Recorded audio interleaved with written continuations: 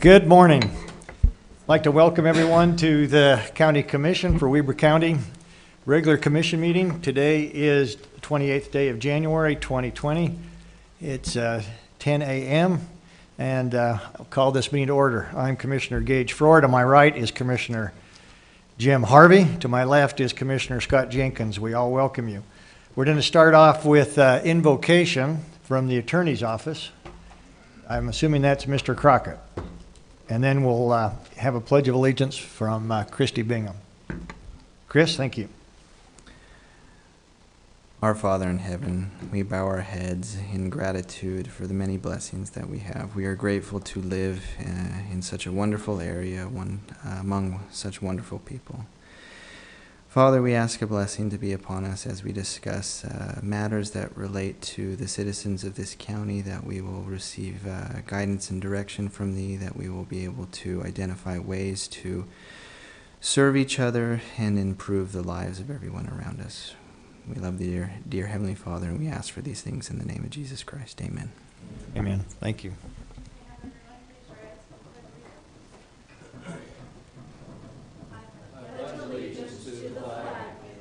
United States of America, and to the republic for which it stands, one nation under God, indivisible, with liberty and justice for all. Thank you. And the thought of the day, Commissioner Harvey. Time is yours. Thank you. Commissioners, my thought today has to do with the word leisure. Now, there are some in the audience who would think that's a suit, and maybe had one or two at the time. Lynn, you may have had, I know that, Commissioner Jenkins, did you ever have a leisure suit? That was a polyester one. It was orange. Orange. I thought they were all blue. Well, but this is not to do with leisure suits. Although there's a handsome bounty or a reward paid for that picture of an orange leisure suit on Commissioner Jenkins. I'd love to see that. But it has to do with leisure. You know, back in about 200 years ago, time of the founding fathers, leisure was something that was performed by only the rich. They had extra time. And in that leisure, whether you talk of Alexander Hamilton or Benjamin Franklin or any of them, they would take time to study math or science or politics or religion to better themselves. In fact, they would tell you that in their leisure, some of the best art, some of the best ideas, thoughts, creativity came from leisure. To get that leisure, they had slaves to perform certain duties for them.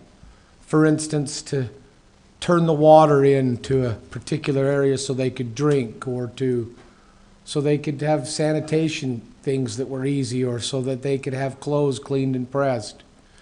As I think about leisure today, back then leisure was for only those who were rich. But aren't we rich today? And what I mean by that, if leisure has anything to do with time, I didn't see one horse hitched today. No one had to go saddle their horse to get here. We probably didn't have to go milk a cow to pour it over our cereal. Our clothes were more than likely cleaned and pressed. We flicked a switch to get light instead of having to find or light a candle, and we had warmth instead of having to light a fire. Our slaves were the things that we have now, which are now comforts of life. My point is that those comforts allow us leisure or time. What are you doing with your time? Do you still study math or science or politics or process or religion? Or are you entertained? If some of the best art and some of the best thoughts and some of the best processes, some of the best architecture comes from that meditation time that leisure affords, are you actively engaged in that? Or does a screen occupy your time, filling you with different notions and ideas? My thought today, Mr. Chair, Mr. Jenkins, is how are you spending your leisure?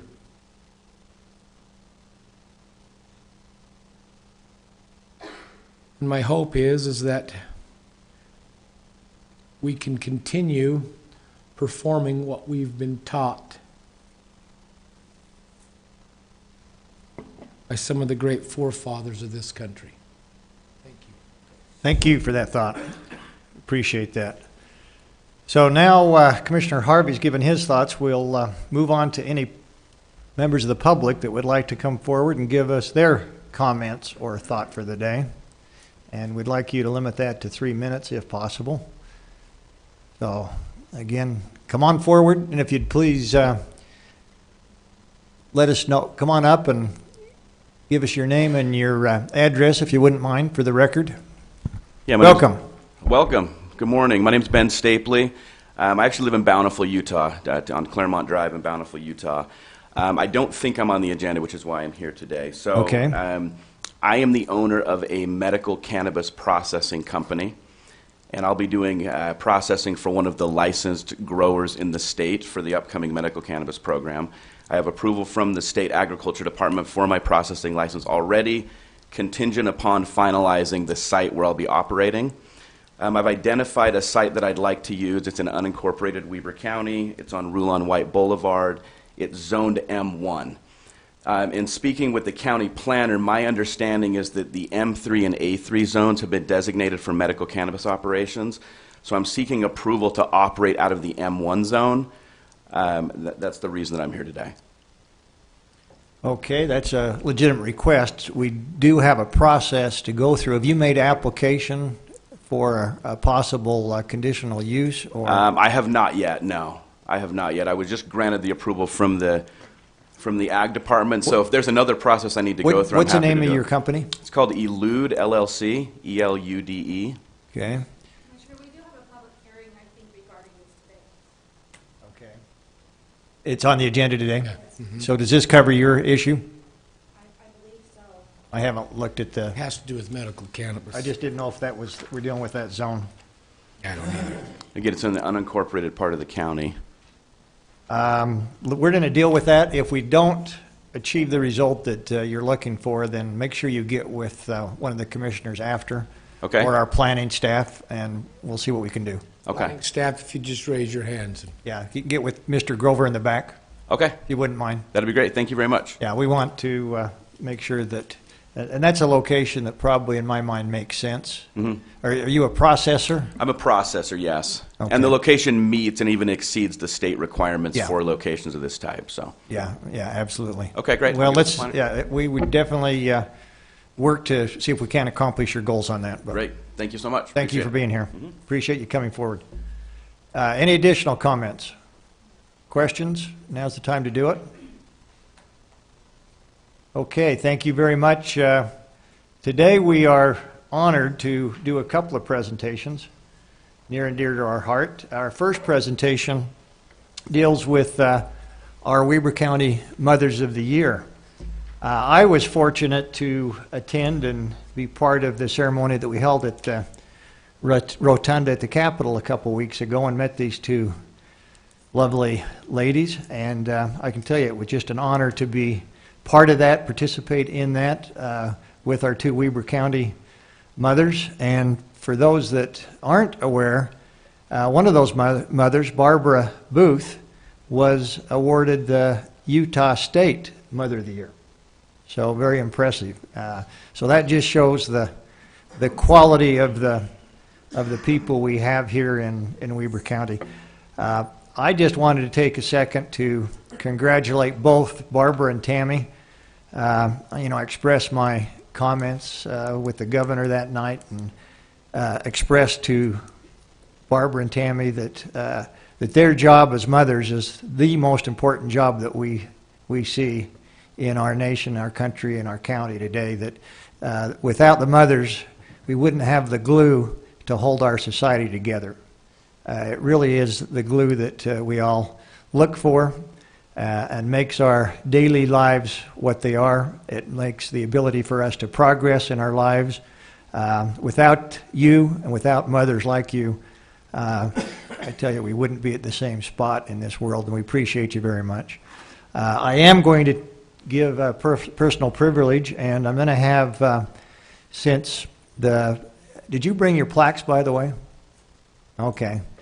All right. I assume that you might not, but we're going to go ahead and embarrass you a little bit. I've asked Commissioner Harvey to read the resolution honoring Barbara Booth, and I've asked Commissioner Jenkins to read the resolution honoring Tammy, if that would be all right. So I'm going to go first to Commissioner Harvey and give him the ability to read that. So it's important. It shows really the respect that this community has for what you have done for the community as mothers. So, Commissioner Harvey. Great.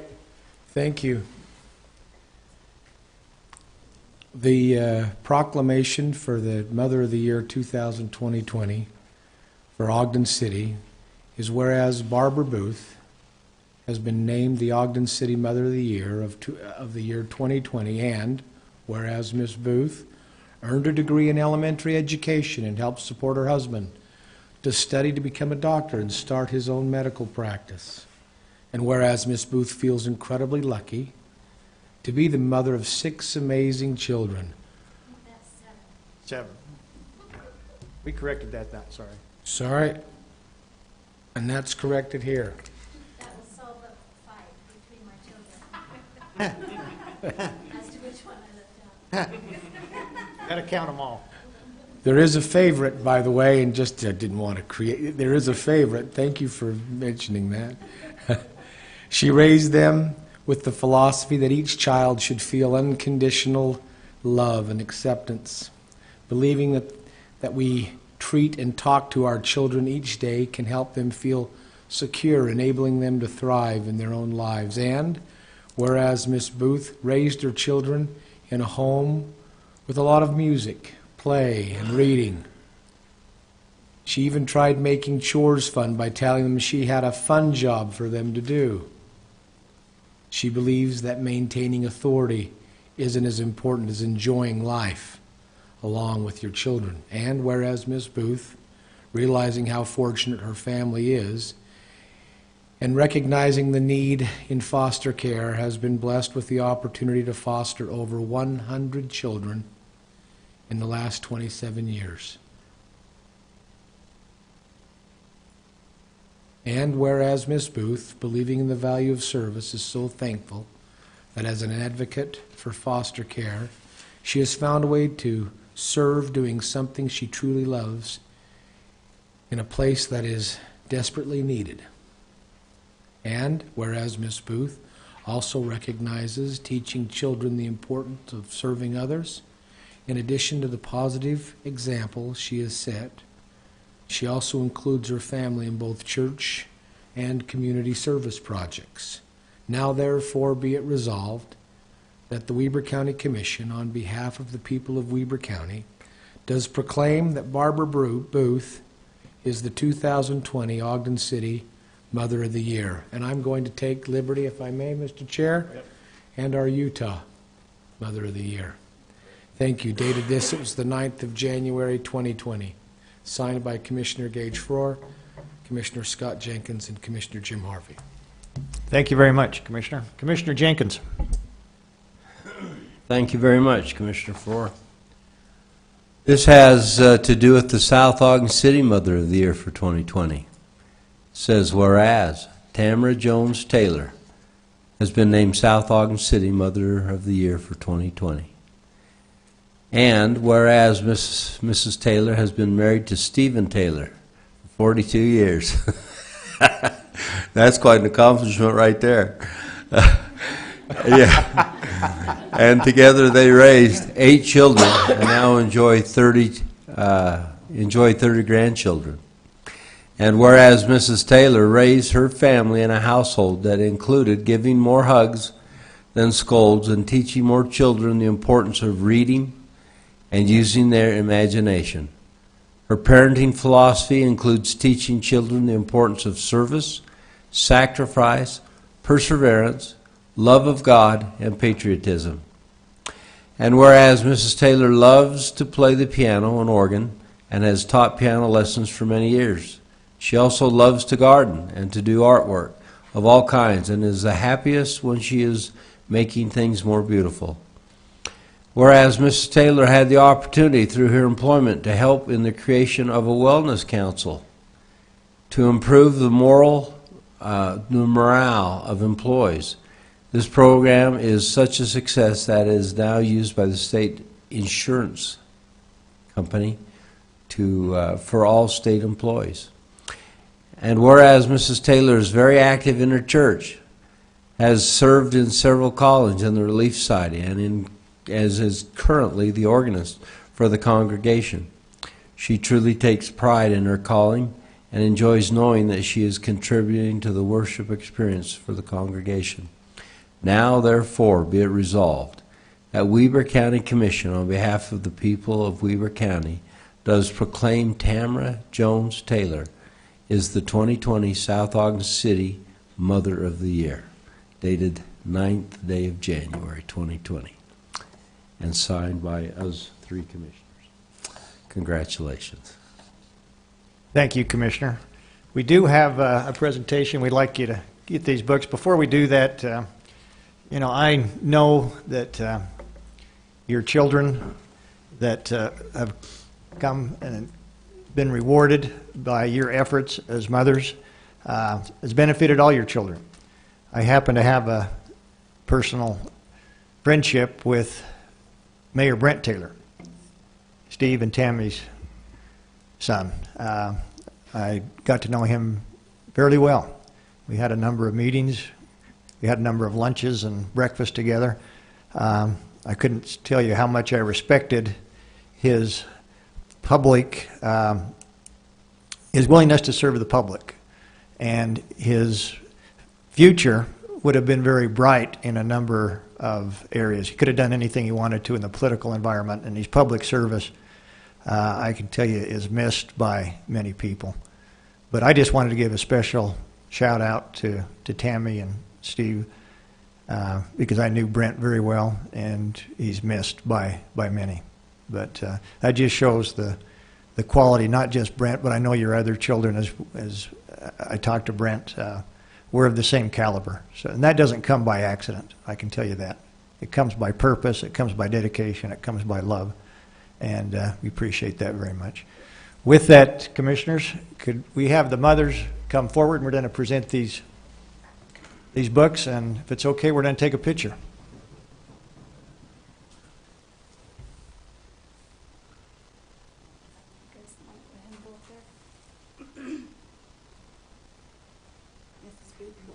If I can get your address, I'll send you a corrected proclamation, okay?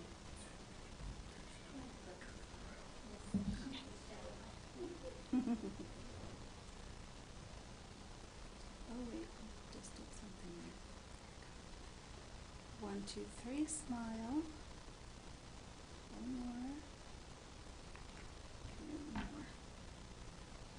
1, 2, 3, smile. Okay.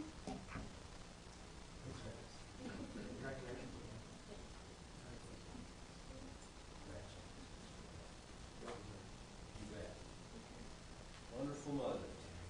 Thanks for taking the time to do this. All the effort. We appreciate you making that.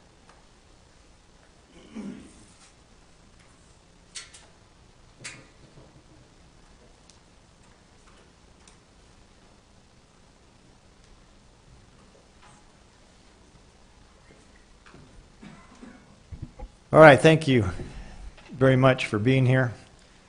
Again, well-deserved honor. We have another presentation, and this would be, you see the sign or the TV in front of you that recognizes the Ogden Salvation Army Corps. And we have with us Tim Kendall, the chair of the Salvation Advisory Board, and Captain Dan Wilson.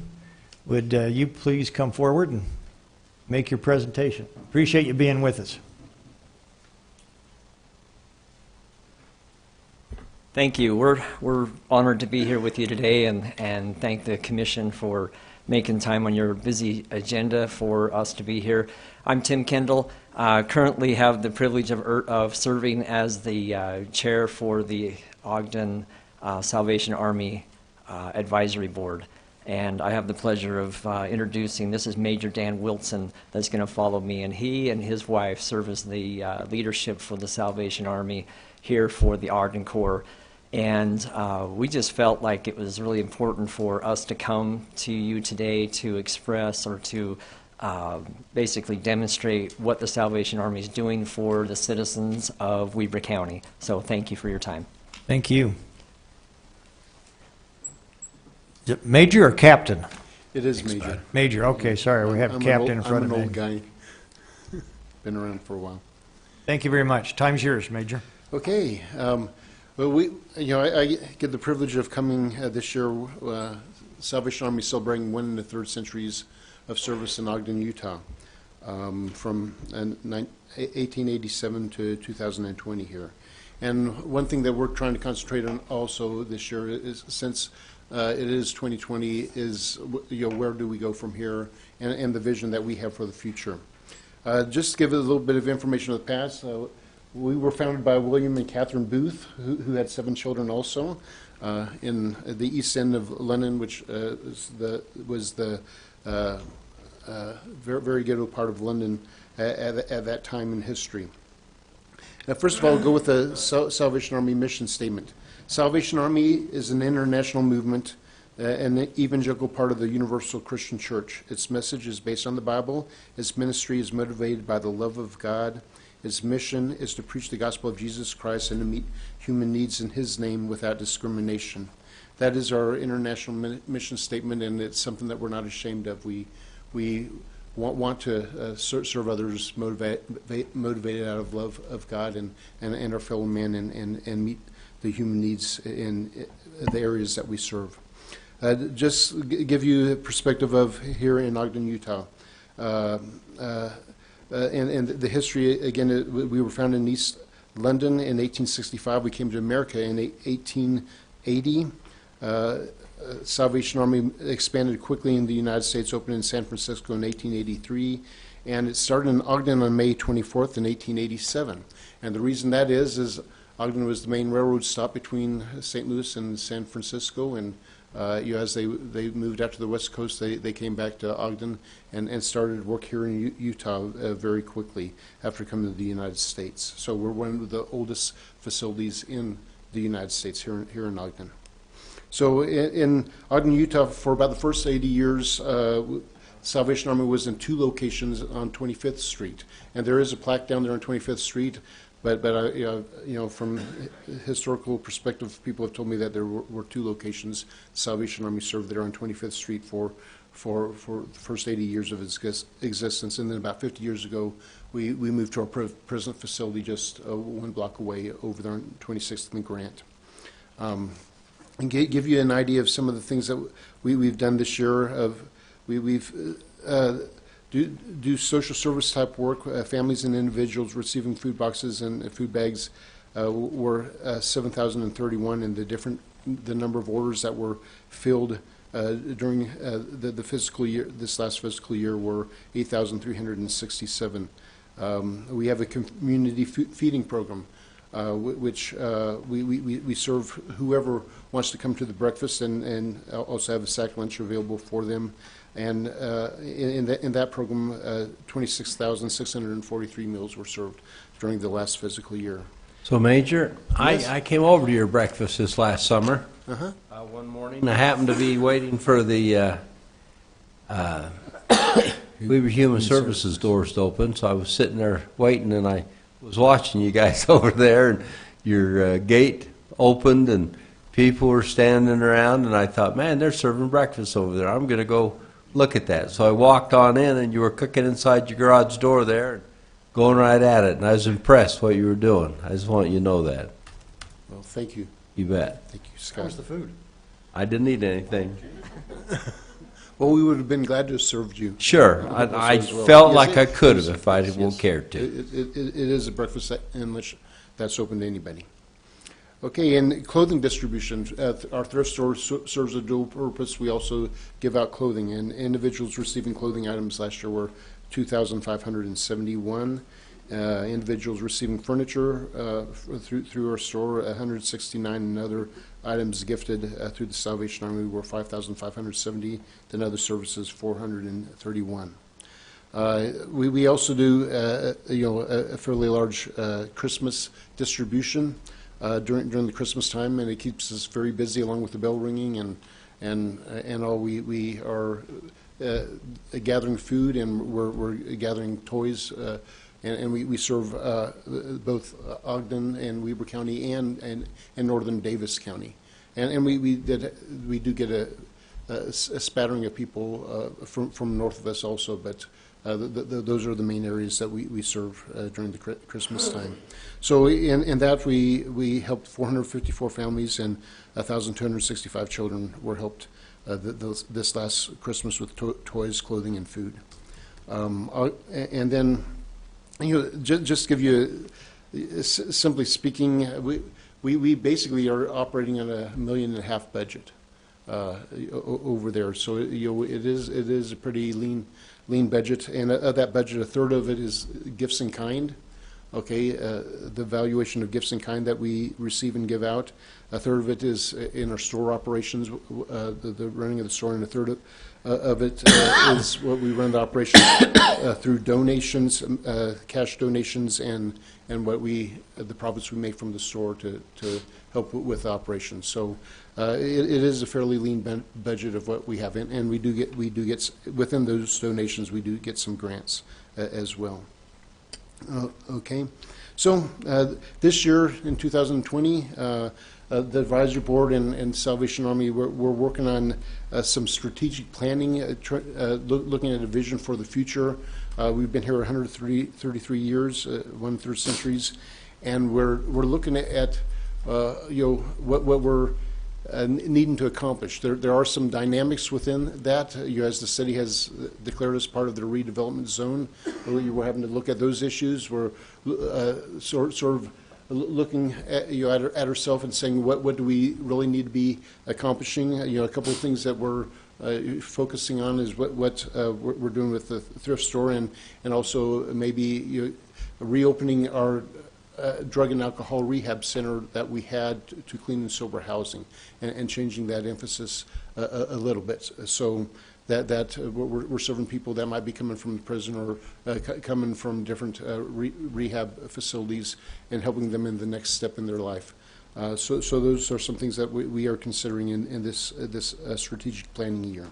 So and just one more final thought: the Salvation Army, we're not an island to ourselves. Salvation Army is in 137 countries around the world officially, and we are serving people in all sorts of types of facilities. We operate schools. We operate schools for the blind. We operate places for disabilities in third world countries, and helping them in learning businesses and learning to expand. So there's a lot of things that Salvation Army does around the world, and we're glad to be a part of such a wonderful organization.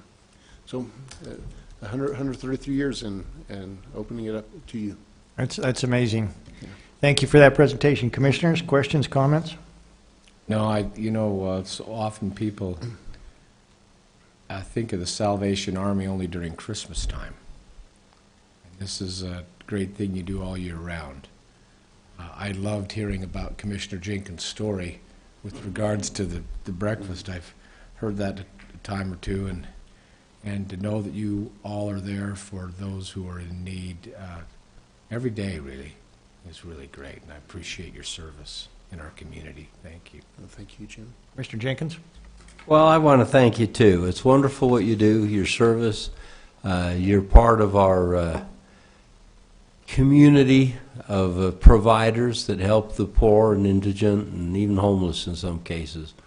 And we appreciate you very much for what you do and want to congratulate you on your service. And as time goes, anything we can do as a county to help support you and work with you, we have a great deal of desire to do that. Thank you, Scott. You bet. Yeah, absolutely. Congratulations, 130 years. That's amazing. You know, this county is great because of our people, but it's great also from the nonprofits, the association like the Salvation Army. And I can't think of one that's 130 years old that continues to serve without expecting a lot back. And it's up to the community members to make sure through their donations that they keep you healthy.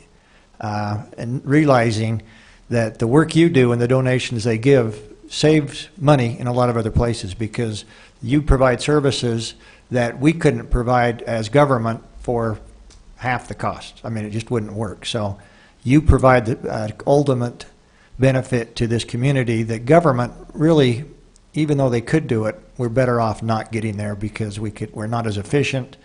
We're not as nimble as what you can to make sure that you get the services in the right place. So again, congratulations. And as Commissioner Jenkins said, anything we can do to help promote that, we're here to help. So thank you very much. Tim, thank you. Thank you for your time. Anything else you'd like to say, Tim, before you go? I'm good, thank you. Thank you for being here. Thank you.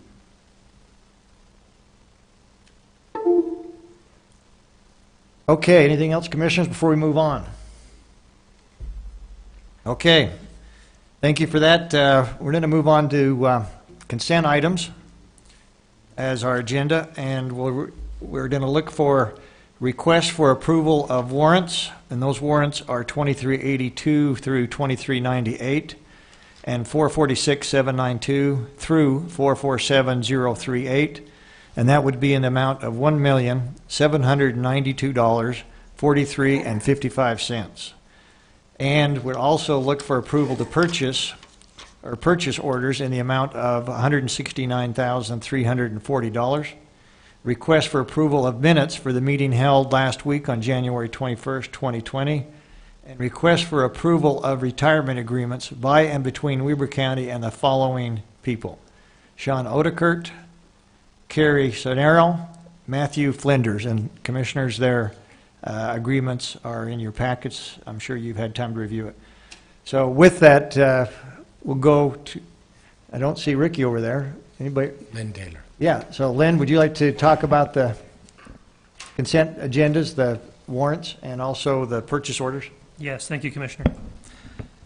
For our warrants, the largest of these, most significant, $804,000 or 45% went to health insurance. $245,000 or 14% was a ramp distribution Washington Terrace. $110,000 or 6% ramp to Ogden School Foundation, and $83,000 or 5% was ramp to Pleasant View City. The most significant of the purchase orders, there were 10 purchase orders totaling just over $169,000. Largest of these, $105,000 or 62% for roads and highways for aggregate. Almost $19,000 or 11% for ice sheet emergency boiler replacement, and $13,700 or 8% Ogden Echoes Conference Center for microphones. Questions, Commissioners? Look for a motion to approve. So I went through these in detail, as I always do, and these were pretty clean. You know, the issue we have here, we go through a lot of money every month. I mean, this is a weekly approval of $1.8 million, and sometimes when you look at what we go through in a month, and I realize a lot of these dollars are passed through, and but still we expend a lot of dollars. We give a lot of dollars to cities and other operations within the county for things that they qualify for, and anyway, it's an important responsibility our accounting department has, and you guys do a great job, Lynn. So with that, Mr. Chair, I'd make a motion that we approve the consent items G. Thank you. We have a motion. Second. Second from Commissioner Harvey. All those in favor, please say aye. Aye. Chair votes aye. Thank you. Motion carries. Let's move now to an action item, which is request for approval to recognize excellent educational opportunities available to families in Weber County by proclaiming January 26th through February 1st, which is this week, as School Choice Week in Weber County. And Commissioners, we have a proclamation language, if that would be appropriate. I'm going to take a second and read that. And proclamation is as follows. Whereas all children in Weber County should have access to the highest quality education possible, and whereas Weber County recognizes the important role that an effective education plays in preparing all students in Weber County to be successful adults, and whereas quality education is critically important to the economic vitality of Weber County, and whereas Weber County is home to a multitude of excellent education options from which parents can choose for their children, and whereas educational variety not only helps to diversify our economy, but also enhances the vibrancy of our community, and whereas our area has many high-quality teaching professionals who are committed to educating our children, and whereas School Choice Week is celebrated across the country by millions of students, parents, educators, schools, organizations to raise awareness of the need for effective educational options. Now, therefore, the Weber County Commission hereby recognizes January 26th through February 1st, 2020 as Weber County School Choice Week. That's the proclamation. Commissioners, comments or action? I'd like to make a comment, Commissioner Farrar. You know, we happen in this county to be blessed with a lot of really good public education schools, and part of those are the charter schools.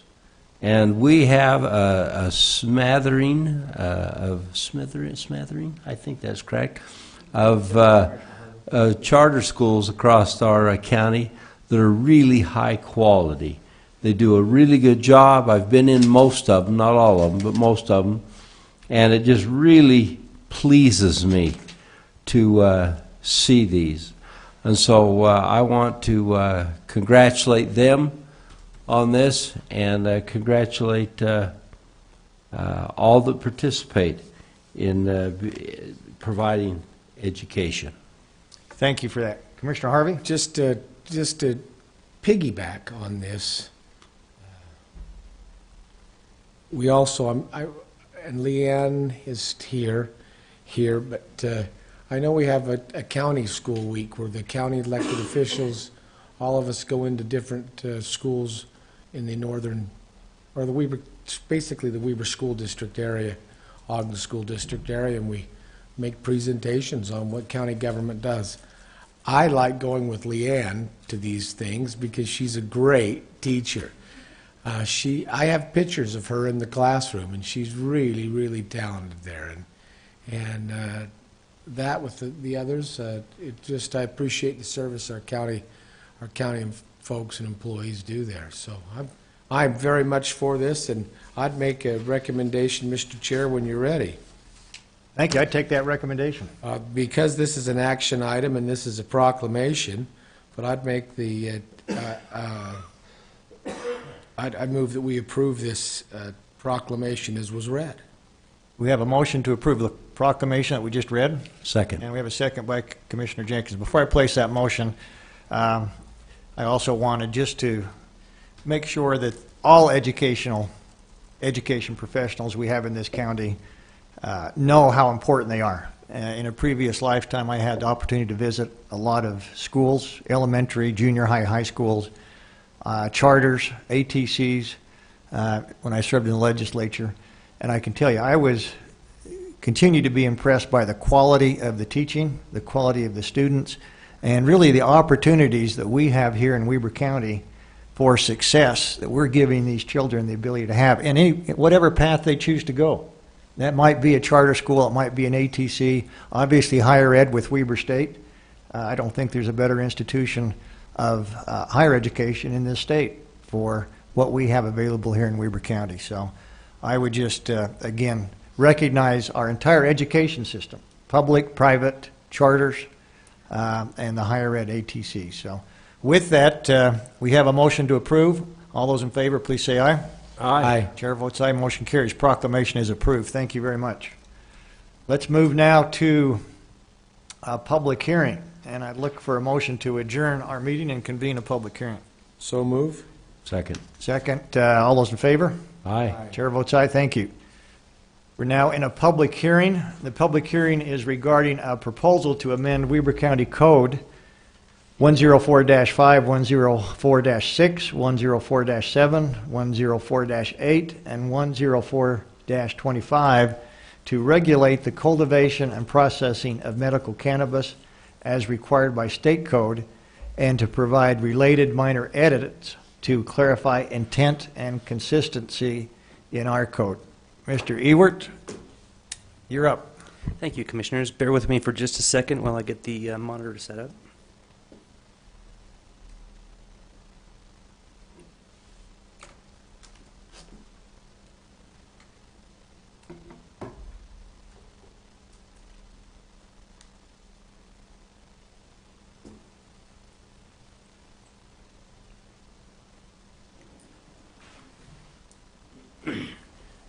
Mr. Chair, while he's setting up, Yes, please. it should be noted, just for the record, a lot of people say, well, why are we approving something like this? Do we really want this in our community? Well, number one, it's hemp, not marijuana. So I'm actually glad that it's hemp and not marijuana. And secondly is because it was stated right there, and you read it, as required by state code. So they require us to do this, the state of Utah does, and we have no choice. And I just want to make sure that all the people that are here and those watching on television today understand that. Yeah, this is required by the state to have certain zones available.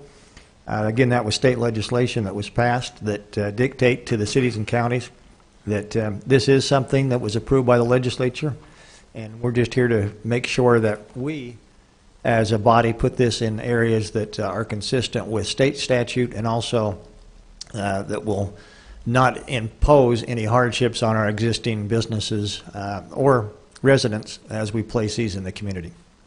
Commissioner Harvey, do you have a question or comment? No, I was grateful that both of you spoke, having legislative experience in the past, and neither one of you used the two words, yeah, man. All right, with that, Charlie. Thank you. Apparently, some of the configuration up here has changed, so there's not a HDMI cable. So I'll just give you my presentation without the slides. So basically, Mr. Chairman, this is exactly what you mentioned. So thank you for doing my presentation. That was great. Just to go over some of the details of the proposal. What the state code has done is essentially said if the county has, or jurisdiction, has an M zone, manufacturing, and an ag zone, agriculture, it has to allow medical cannabis cultivation and processing in at least one of each of those, ag and manufacturing. So the county has 4 manufacturing zones and 4 agricultural zones. The heaviest intensity of uses of each of those is the M3 zone. The primary purpose of the M3 zone is for aerospace engineering, like rockets and pretty heavy duty stuff. The A3 zone is an agricultural industry zone. It's intended to be the heavier side of agriculture. And so out of an abundance of caution, we reviewed these zones for the effect that allowing medical cannabis would have on it. Doesn't mean that it should only be exclusive to these zones, though. So we'll leave that up to you. I've had several calls from different individuals, 4 different individuals, wanting to see if we would allow it in the M1 zone so they could locate over on Rulanaway Boulevard. And that's a possibility. We just didn't take a really close look at the M1 zone. I did take a good look at what it means to cultivate and process medical marijuana. At the Planning Commission meeting, I showed a video. It was a YouTube video that had the least amount of yeah-mans as possible, but it still had some yeah-mans, so I didn't think it would be appropriate for this meeting. But I could forward that on to you guys. basically, medical cannabis medical cannabis cultivation is required to be done inside. It has to be inside an enclosed facility that is manned. These are all state code requirements. Manned by 24/7 security. So there's cameras. There's going to be fences with. Some of them are going to have barbed wire or some other kind of security fence, so you can't just jump over it. All of the growing has to be inside. Can't be open air. What they'll do is they'll grow. They'll take the harvest. They'll take the stalk. They'll pull the usable parts of the plant off the stalk. In some cases, if it's allowed, they might sell the stalk for other purposes. But for the most part, the focus is on the tip of the plant, the bud of the plant. So they'll take that, they'll dry it, still on parts of the stems, and once they've dried it, they take it, they separate it from the rest of the stem, put it in packaging, and ship it off to a testing laboratory. Testing laboratories are separate. They require a separate license. But if you are a facility that has both grow, testing, and processing, you might be able to get them all together. There are a lot of different details and nuances in the state code. The state has done most of our job in essentially regulating how these businesses need to operate from a land use perspective. The state says that none of these can be located within 500 feet of a residential zone boundary. Which turned some of our zoning in question on whether or not they're agriculture or residential zones. Today, the M1 zone allows residences. And so if we were to allow medical cannabis processing in the M1 zone, we would need to delete residential uses as being allowed. So in the M1 zone, you could have one residence every 5 acres. Just incidentally, for your information, our general plan, developed in 2003, recommended that we eliminate residential uses from the M1 zone at that time. So that's kind of been a long time coming. I think if we keep allowing residences at 1 unit to 5 acres out in the M1 zone to perpetuate, they're just not going to be residential, or they're not going to be manufacturing uses in the future. Kind of begs the question that North Salt Lake was dealing with medical waste incinerary and locating incompatible uses. That said, as far as the M3 zone goes, no residences were allowed there, but the A3 zone does allow residences, 1 unit every 2 acres. So what we did is we got into each of the A zones, A1, A2, A3, and AV3, and we switched up a little bit of what their meaning was to reflect more what is happening today. So A1, A2, and AV3, we modified the purpose and intent to say that they are primarily agriculture and residential. This helps on a number of things. You remember the gravel pit operation. I mean, there are ordinances that say you can't locate a gravel pit within a certain distance of a residential zone. What's the A zone? Is it agriculture or residential? This answers that question. It does say that the A3 zone is primarily agricultural, even though it allows residences. So tried to clarify it that way. The Planning Commission wanted in the A3 zone, which, again, 1 unit every 2 acres if it's residential, they wanted to see some pretty big buffers between these facilities. They are going to be industrial in nature, even if they're just growing and drying there.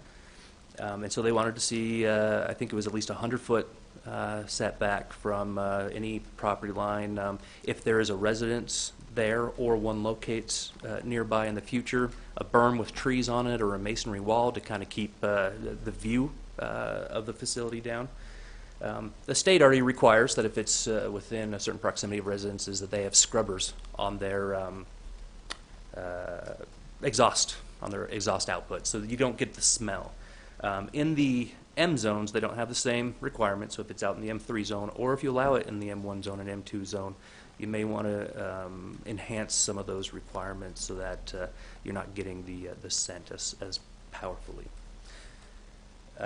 We weren't too concerned about what was going on in the A3 zone. It's way far out west, pretty far removed from anything else. There is one home that I'm aware of in the A3 zone, non-conforming, built a long time ago. Aside from that, I mean, you've got GSL and a few other pretty heavy uses out there, including the Air Force. So with that in mind, we know that we need to adopt something to enable this to occur. The proposal that you have in front of you cleans up some of the codes on other somewhat related issues, and essentially explicitly allows this to occur in the M3 and A3 zone. Okay. Does that conclude your presentation? It does. Commissioners, comments, questions? I have one. Go ahead. So Charlie, several years ago, before I got out of the legislature, I went over to Denver and I immersed myself in that growing over there. I went to several operations, looked at several of the places they distribute it, and I looked at the whole thing. So in that whole thing, there was one thing that I found offensive, and that is the smell. You know, the smell is, it's very, very heavy. Very heavy. And when you, they allowed it over there in industrial parks. And so when you drive into an industrial park, instantly, you could smell the whole industrial park. It's like, whoa, what is that? And then when you got in these buildings, it became very evident what that smell was. So it's important to me that this facility is well ventilated to make sure that the smell from this stuff is out and out of the building and out of the area. So yeah, I want to make sure it's well ventilated. But beyond that, I found nothing offensive about the whole operation over there. Most of it was grown in under sun lamps, Yeah. artificial light. Yeah. And it grew just fine. There was no problem in it. And it was room to room, but they really didn't have any what we call greenhouses like you see on the West Coast. None of it over there was done in greenhouses. It was all under artificial light and hard wall commercial buildings. Yeah, and here, under state regulation, it would be as well. The same way, yeah. This proposal doesn't suggest exhaust scrubbers in the manufacturing zone. If you'd like to hold off for a week or so, I can add something in there to make sure we capture that. It does require exhaust scrubbers in the agricultural zone, though, where residences can occur next door. So Charlie, would there be production in the A3 or just grow? It would be both, production and... So they're allowed to do both in an A3? Yep, cultivation and processing, both. So they can process in an A3, okay? And so right now, under the M3, the gentleman that spoke earlier, he's suggested he was an M1. Would that would not be allowed, or? It would not be allowed. So specifically allowing it in one zone and not talking about it in another zone means it's not allowed in those other zones, Okay, just by omission. all right. Would there be a potential for him for conditional use to Yeah, so make application based upon meeting certain requirements? in the A3 zone, we listed it as a conditional use. They do have to meet certain requirements, as well as some very specified requirements that you'll find on, it's page 8 of 21 of attachment A in the ordinance. And we could certainly apply those requirements to the M1 zone or some lighter version of it. Maybe they don't have to build a berm all the way around the facility, but they need to scrub. So Charlie, how important is this that we get this passed today versus if we were wait a week and take a look at the? So the way that the current ordinance works today without any changes, it might be arguable that medical marijuana growing operations can occur in any A zone or M zone. It just doesn't say anything very specific. We've got an operation going in the M3 zone. We didn't see a lot of risk in that. If we run this, we've got pending legislation. Essentially, we could get something to you by next week. I don't anticipate any people coming in and applying something under existing code because we do have pending legislation. So I think you're safe, but I wouldn't take too much time to do so. Okay, thank you for that. Commissioners, action? My concern, because of what was stated by Mr. Stapley in our comments earlier today, has to do with what Commissioner Jenkins, I think, has articulated well here. And I just want to be very, very careful with our existing customers out at the not just the BDO, but also our Weber Industrial Park and also the residents that would be including in, well, we have Pleasant View, Harrisville, and Far West out there, all within a, I'm not able to see on my Google Maps here, but there are some farm tracts that I know are owned by several multi-generational families out there that are still holding those tracts to be able to use in different areas, and just want to be really careful. I don't want to shut the door on this, but on the flip side, I want to be careful to protect the people who are there now, so. Okay, anything else, Charlie? That's all I got, unless you have more questions for me. So let's deal with, there seems to be a potential issue that maybe this needs just a little more work before we pass it, but I'm willing to entertain a motion. Charlie, from what I hear you saying, you're willing to sit down this next week and revise it so we could have Absolutely. something before us that maybe meets some concerns of Commissioner Jenkins and also makes it a little easier to interpret. I think the M1 zone, obviously we need to look at. I mean, we had the situation in Ogden Valley with the gravel pit, that you had homes next to the gravel pit. So we may want to, look at where we allow homes in M1 zones and informing people what the, potential repercussions may be. But anyway, I think that's just obviously not for us to legislate today, but maybe in the future.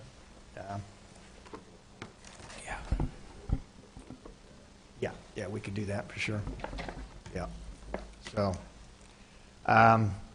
anyway, we'll keep that as in mind as we go forward. Let's move on to the public hearing dealing with approval to amend the Weber County Code 106-2-4 to allow lot averaging to occur in subdivisions in the AV3 zone and provide related minor clerical edits.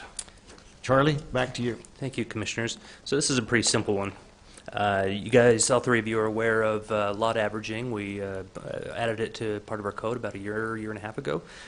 We've had some subdivisions going in under that, and so far it seems to be pretty successful. We've looked at the AV3 zone. You recall we started with the A1 and A2 just to see how it would be affected, and then we said that we would address each zone individually. So we looked at the AV3 zone this time to see how it would affect that area. Planning Commission said in the AV3 zone, where it's 3 acre minimum requirement normally, they don't want to see it reduced smaller than 1 acre, and they don't want to see the width any wider or any narrower than 100 feet. Other than that, they were comfortable allowing it in the AV3 zone. It provides an option in the Ogden Valley for a level of clustering without using the cluster subdivision ordinance. Thank you for that. My understanding, Charlie, this is allowed now in lower Weber County, it just has never been approved in upper. Right. And that's the question I've always had. If it's good for western Weber County, why wouldn't it be good for eastern Weber County? Yeah, I agree. We're still part of the county, last time I checked, so. Okay. Comments, questions?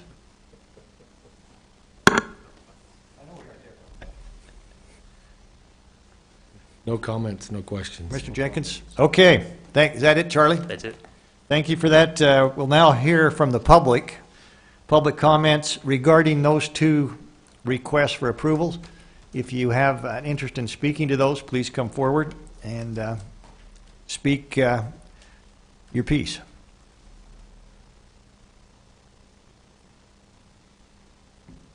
Anybody? Doesn't look like it. Okay, we're going to close public comment. I'm going to look for a motion to adjourn the public hearing and reconvene to a public meeting. So move. Second. Have a motion and a second. All those in favor say aye. Aye. Chair votes aye. Thank you. We're now adjourned from our public hearing, and we will move on to our public meeting, and we'll take action on the two items that were just discussed. And I'm going to start with action item 6-12, which is to approve the code dealing with cultivation and processing of medical cannabis as required by state code. Motion to table until we get a little more information on the things we discussed in the public hearing. Okay, we have a motion to table. I would agree with that. I want to see some ventilation in there, and I would be just fine with that. Other than everything else, other than that, I'm fine with everything else. So it's not like I want to hold this up a long time. Just, you can put that in there in a week, can't you, Charlie? Oh, Yeah, so if that's the case, I'll take, second that. Second it, and I'll agree with that motion. I'm going to place it. I would like to make a clarification. Let's put that time certain for next week. We can have that, just so in case there is anybody out there, if you can work with Shelley, make sure we get, we may have to have a hour work meeting prior to that, just to make sure we're all on the same page, if that'd be all right, Charlie. Okay, so the motion to table's in order. I'll place a motion. All those in favor say aye. Aye. Chair votes aye. Motion's tabled for time certain next week. Same time, same place. Let's move on to action item 6-13 for lot averaging in AV3 zone and provide related minor clerical edits. Same motion to table? You want to table that one? Well, isn't that related, or did I miss something? No. So this just deals with lot averaging. Oh, no, I'm fine with that. Yeah, I'd make a motion to approve that. Yeah, I don't see. Motion I'll to approve. second that. And we have a second. Thank you for that. With motion to approve, all those in favor say aye. Commissioners, it's an ordinance number 2. Oh, excuse me, ordinance. Thank you. Ordinance number Sorry, 3. Sure it is. 2, because we didn't approve the first one. Oh, excuse me, since we cabled the other one. Ordinance 2. Thank you. That's it. Bottom up. Commissioner Harvey? Aye. Commissioner Jenkins? Aye. Chair Ford? Aye, thank you.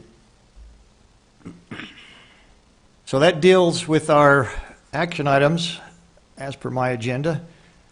Now we want to move on to a very fun part that we do, which is our Stall of Fame. And this month, we are honored to represent, or to honor and to give the Stall of Fame to Brandy Kiltz. I'm assuming Leanne knows who that is. And we have a very expensive keychain here for Brandy. So Commissioners. Leanne, your time. Thank you. Commissioners, it's my honor and privilege to be here today. A couple of weeks ago, let me kind of give you the background on what happened in our office. I had one of my employees go to lunch and come back and was eating her lunch and started to choke on a piece of meat. Oh. So we're not going to say who that was because that kind of embarrasses her. But anyway, she was able to get the attention of another employee, of which time that employee tried to do the Heimlich. But the bad part about that was the little gal had hurt her back and was having difficulties in getting the meat to move, basically. So while she's standing there choking, this is going on. And so let me stop for a minute here. And let me talk about an employee on what they do on their spare time, as Commissioner Harvey today suggested, and what this employee does. She started her career. I'm not going to cry because you guys are all back there waiting for me to cry. I know you are. So she started her career back in high school. You've got as a an cheering EMT. section there. I know they are. They're just back there. That's not for me, but okay. they're all just waiting to see how long it takes me to cry. So I'm not going to. She started her career as an EMT and went on to be a volunteer at the Plain City Fire Department, where she soon became the assistant chief. She's also kept up her EMT, and she also works on the ambulance, where she can start IVs and transporting patients. She's also attended a bomb class, in which I hope we never need her knowledge or expertise in that. So with that being said, I have one employee who has now tried to do the Heimlich, and my other employee is still choking on her piece of meat. So they, in somewhat of panic, called out for, of course, Brandy Kiltz. And they don't yell, they just yell Brandy, like all of us have done. And behind the scenes, I'm sure you might know, you might not know, she has also helped other offices in time of need. And that's exactly what they do. They call for Brandy. So on the 3rd floor, we are well represented with an EMT from the Plain City Fire Department. So, with that being said, Brandy comes up to the front counter she's not knowing why, because she just had received her lunch from them and couldn't figure out why they were calling for Brandy. Saw the situation and performed the Heimlich. Didn't work the first time, but she calmly, in her sense of calmness, and where she gets it from, it's not her mother, let's just say that. Anyway, did the Heimlich again and got the meat up and graciously went back to her seat and carried on like the day should have gone. So, with that being said, in her quick action in doing the Heimlich, we would like to nominate Brandy Kiltz as the receiver of the Stall of Fame for her actions in the Recorder's Office of saving a dear life that we appreciate. So we appreciate all of them, and I didn't cry, and so there you go.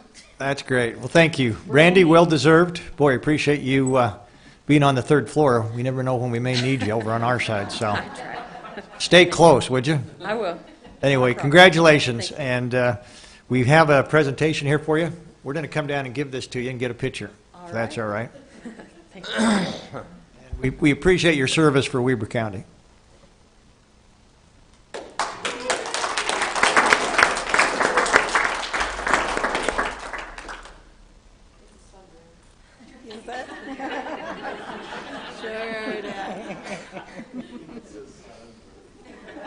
And this does come with the designated parking stall. It's very important.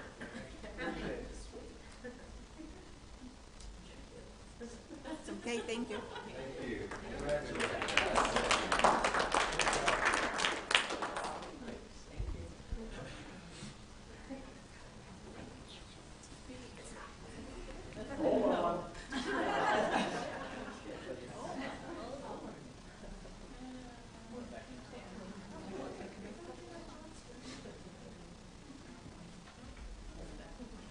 Thank you for that, Leanne and Brandy. Well deserved.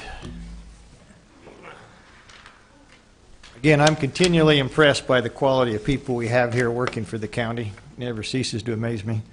And we see the benefit that goes back to the public on a daily basis. With that, Commissioner comments. I know that Commissioner Harvey is ready to go here. Go ahead.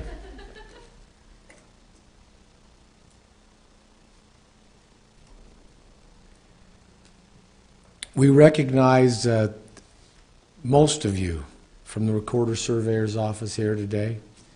Thanks for being here. Your being here shows you care for both sides of the situation that happened. But I will say, from my 26, 27 years of knowing that branch of Hadley, that the apple doesn't fall too far from the tree.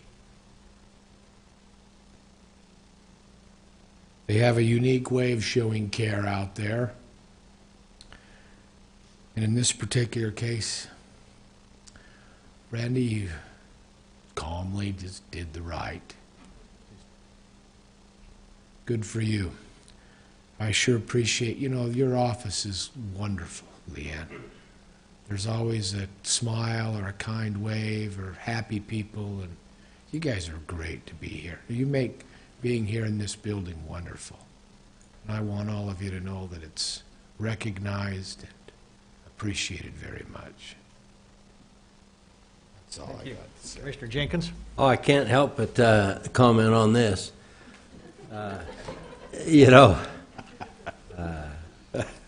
As a young city councilman out there in Plain City, me and Ken Hadley, we pushed and started the Plain City Fire Department, of which he was a And member. I think I went to school with. And I look back to that decision years later, and over and over and over, I am so grateful that we made that decision to do that. That has just changed our community. It's given people opportunities. I look at a number of people who are full-time firemen today because of it, and it's just turned out to be a blessing to so many people. And here once again, it's a blessing, in this case, to our own county because of her training and quick thinking, and we really appreciate you being involved there. So anyway, I want to congratulate Brandy and this, and you talk about the Hadleys. You know, when I was a kid, when I was in junior high school, my mother got a job at the IRS for, it was a part-time job, and she'd get up in the morning and go to work at the IRS, and then we'd get on the bus and go to school. Well, we figured out that if we just stayed on that bus, went home, that we were there when we were always there when Mom came home anyway, so she never knew. And Leanne's dad was the driver there, LeGrand. We'd get there and we'd be sitting there talking. He'd say, "Well, boys, are we going or are we staying today?" So we'd say, "I think we're going to go." So we'd ride that bus home and get right back off of it. The way we got on it. And oh, I tell you, those were great days. Great days. Anyway, wonderful family. I tell you, Leanne, your dad, and your mom are wonderful, wonderful people. And so, Brandy, you're very fortunate to come from that stock. It's a blessing to you all. Anyway, that's all I got to say. Thank you, Commissioner. Let me just finish by saying it's great to see the Recorder's Office, Leanne, your group, Devron here this morning. We've said on a number of occasions, a lot of times when we congratulate you and give you thanks for what you do for the county, you're not here. So with you being here, I just want to take a second and tell you thanks. Without the job, without what you do for us as a county, the public in this county wouldn't be nearly as well served as they are. So we appreciate what you do. You guys have the hard jobs, and we appreciate that. Dealing with the public is sometimes not all that easy, but dealing with the public and giving good public service is what we're about, and we depend on folks like you to make that happen. And from what I've seen and heard, you guys are knocking it out of the park. So we appreciate it very much. We wanted you to know that we do appreciate it, and thank you for being here. With that, Commissioners. To you guys. To you guys.